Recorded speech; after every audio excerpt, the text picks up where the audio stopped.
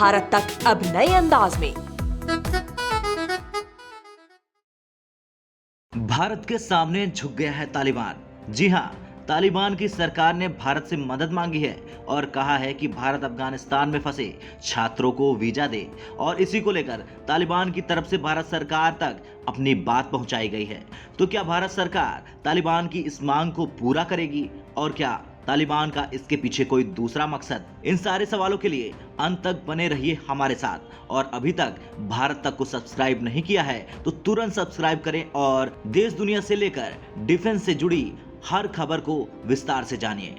तो जैसा कि खबर है कि तालिबान मांग कर रहा है भारत सरकार से कि अफगानिस्तान में फंसे छात्रों को वीजा दिया जाए। इसके लिए सबसे पहले आपको ये जानना चाहिए कि क्या सच में भारत में पढ़ाई कर रहे हैं अफगानिस्तान के छात्र। तो इसका जवाब है हाँ। अफगानिस्तान के तमाम छात्र भारत में अलग अलग संस्थानों में पढ़ाई कर रहे हैं। अगस्त महीने में अफगानिस्तान पर तालिबान के कब्जे के बाद भारत सरकार ने इन छात्रों का वीजा कैंसिल कर दिया था।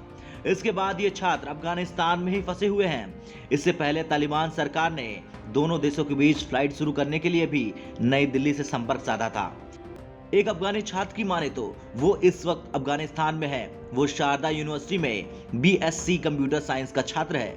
वो करीब 6 महीने से फंसा हुआ है अफगानिस्तान में।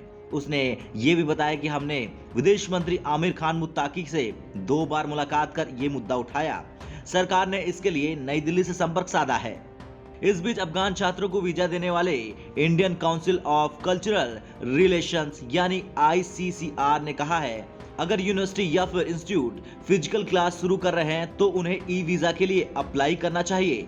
ICCR स्कॉलरशिप के जरिए मिलने वाली सुविधाएं इंस्टीट्यूट ज्वाइन करने पर पूर्ववत मिलने लगेंगी।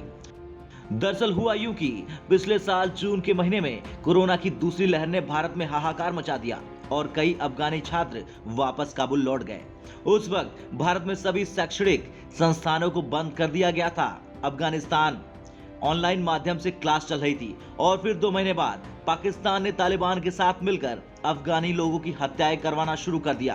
कुछ दिनों बाद ही अफगानिस्तान पर तालिबान का कब्जा हो गया और फिर स्थितियां बिल्कुल बदल गई।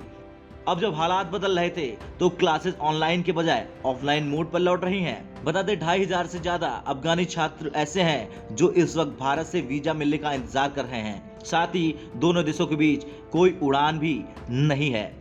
ब्यूरो रिपोर्ट, भारत तक।